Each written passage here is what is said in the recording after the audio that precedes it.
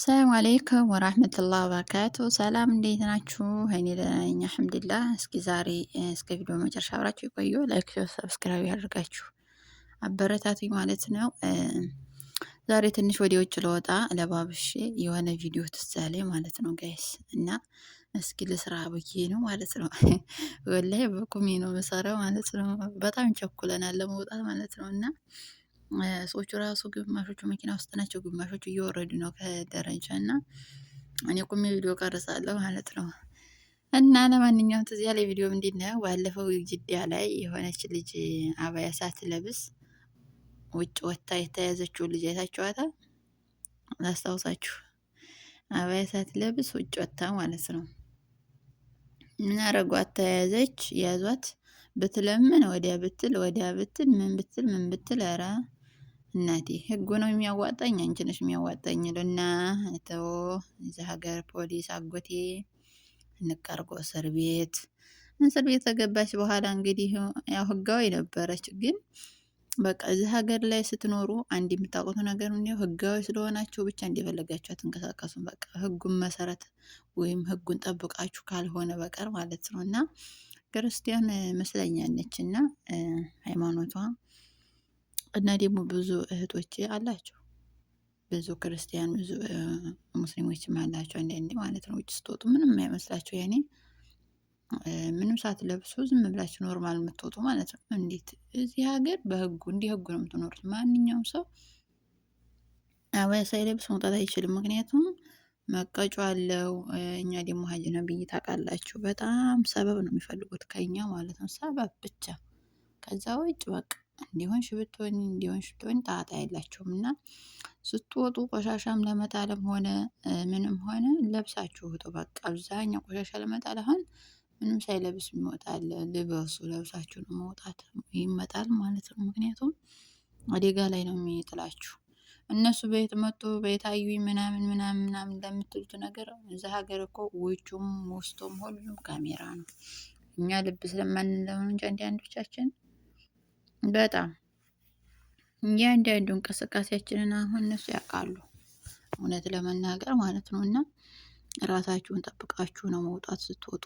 ኢቭን እንኳን ራሱ አባያው ራሱ ከደበራችሁ፣ ጥቁር መሆኑ ከደበራችሁ በከለር ሞልቷል። እዛ ሀገር ላይ መሻላ አባያ ማለት ነው በከለር ሞልቷል። በከለር ብትለብሱ እነሱ ምንም አይሉም።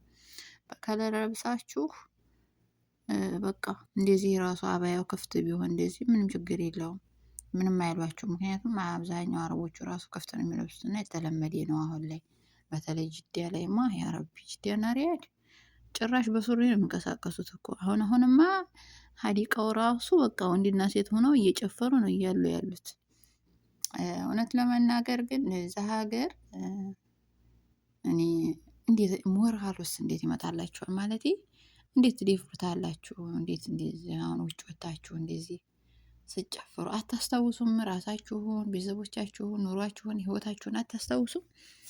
እኔ እኮ የሚገርመኝ ነገር እሺ ወንድና ሴት ሆኖ መቀመጡ እንኳን ችግር የለውም፣ ባልና ሚስት ወይም ወንድምና እህት ናቸው ብለው ስለሚያስቡ ውጭ ላይ ብዙም እንትን አይለዋቸውም። ግን መጨፈሩን ምን አመጣው?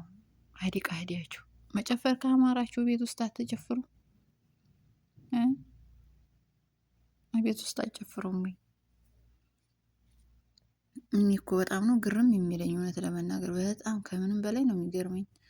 እና ምን ልላችሁ ነው፣ ይሄ እንዲህ አይነቱን ጭፈራውን ምኑንም ተውት። ቤታችሁ ሁሉንም ቤታችሁ እንደፈለጋችሁ፣ ቤት የማያይዘው ጉድ የለም። ቤት ስትር ያደርጋል። ውጭ ላይ ለምንድን ነው ሄዳችሁ ገባ ሻያችሁን አብልታችሁ አየር ተቀብላችሁ ዘና ብላችሁ በልታችሁ ጠጥታችሁ ምን ብላችሁ መምጣት መመለስ በሰላም ማለት ነው እንጂ ከባድ ነው አሁን ላይ ማለት ነው። እና በተለይ ደግሞ ዘንድሮ ኢቃማ ያሰራችሁ ሴቶች በጣም ነው እንትን ያላችሁት። በጣም ከአቅም በላይ ነው የሆናችሁት። ስሙ ኢቃማ እኮ ምንም ሊያደርግልሽ አይችልም። ኢቃማ እኮ አንዱ ህጋዊ ሆነሽ የምትኖሪበት አንዱ ሰበብ እንጂ እያንዳንዱ የምትሰሪው ወንጀል ሊክስሽ ወይም ሊይዝልሽ ወይ ሊጠብቅልሽ አይደለም፣ እውነት ለመናገር ማለት ነው። እና እኔ እንጃ በጣም ነው ብዙ ነገር ያለሁ እኔ አሁን ብዙ ነገር ነው የማየው። ግን በተለይ ደግሞ ሀዲቃ ምናምን እንትን የሚሉት ያ ረቢ ያ ረቢ። ረጋ በሉ ረጋ በሉ፣ ተረጋጉ ተረጋጉ፣ ትደርሱበታላችሁ። ይሄ እንዲህ አይነቱን እዛው ሀገራችሁ ስትገቡ የሀገራችን ባህል ነው። እዛው ሀገራችሁ ስትገቡ እንደፈለጋችሁ መሆን ስትፈልጉ ቁምጣ ብትለብሱ፣ ስትፈልጉ ሱሪ፣ ስትፈልጉ ምን ብትለብሱ፣ ስትፈልጉ ውጭ ላይ ጨፈራችሁ፣ ስትፈልጉ ቤት ውስጥ ማንም ይዛችሁ የለም እዛው ሀገራችሁ። እዛ ሀገር ግን ህጉን እናቴ አንድ ነገር ሰበብ ነው የሚፈልጉ ከአንቺ እንቀን አድርጎ ወይ 10 ቤት የወረወርሻል ለብዙ አመታት፣ ወይ ብዙ ብር ክፍያ ትከፍያለሽ ያስከፍልሻል፣ ወይ ኢትዮጵያ ሀገርሽ ነው የሚልክሽ እድለኛ ከሆንሽ። ከዛ ውጭ ተወኛል ብለሽ ይመረኛል ብለሽ እንዳታስቢ። በዛ ላይ ደግሞ ሴት ልጅ ሆነ በቃ ክብሯን ስትጠብቅ ነው። እውነት ለመናገር ክብሯን ስላችሁ ምንድን ነው አውጭ ወታችሁ አጨፍሩ። አብያችሁ እንደለበሳችሁ ቁጭ ማየት ስልካችሁ ላይ መፈረጅ ከደበራችሁ። መቼም ውጭ ሀዲቃ ወጥቶ የሚደብረው ሰው ሸይጧን እንጂ ሰው አይደለም፣ እውነት ለመናገር። ምክንያቱም አሁን ላይ ውጭ ከወጣችሁ አየሩ ቆንጆ ነው። አየሩ ራሱ አንድ ምግብ ነው። ሰማይ መሬቱን ማየቱ ራሱ አንድ ምግብ ነው። እውነት ለመናገር እንደገና ደግሞ በቃ ሰው ጋር ስትቀላቀሉ ወሬው ራሱ ይመጣል። እንደገና በቃ አዲስ ነገር ትቀያየራላችሁ ምናምን። እንዴት ይደብራችኋል? ሙዚቃውስ እንዴት ትዝ ይላችኋል? ሁላ ለማንኛውም ራሳችሁን ጠብቁ። ብትጠብቁ ነው የሚሻላችሁ። ካልሆነ ከባድ ነው የሚሆነው። ብዙ ልጆች ብዙ ሚስኪን ልጆች አሉ እናንተ ጋራ። እነሱን እንደነሱ መከራ እንዲያትሆኗቸው እውነት ለመናገር። ምክንያቱም እነሱ ወይ ሰርተው ወይ መለወጥ ወይ ማደግ ወይም በሉት በቃ ይፈልጋሉ እና አላማ ያላቸው ልጆች እንዲያታስከነስሏቸው እውነት ለመናገር በጣም በጣም በጣም ለማውራት እራሱ አይመችም። እውነት ለመናገር በተለይ የጅዳው ሀዲቃ ላይ ያለው ወይ አንቺ ለምን ሄደሽ ነው እንዲያትሉ ብቻ አንቺም ሀዲቃ ነው ጋይስ። መካ ማሻአላ የመካ ሴቶች ውይ ስትር ስራ እቤት 2 ቀን ከቤት ስራ ከዛ ውጭ ሱቅ እንኳ በደንብ እኮ አይከድም። ላኢላሀ ኢለላህ እና አልሐምዱሊላህ ለኩል ያህል ጋይስ ዛሬ የመጣሁት ቪዲዮ ይሄን ይመስላል። ከወደዳችሁ ላይክ፣ ሼር፣ ሰብስክራይብ ያደርጋችሁ አበረታቱኝ። እወዳችኋለሁ። እንዴት ነው ኒቃብ አምሮብኛል ወይ ሰላም አላረብኝም?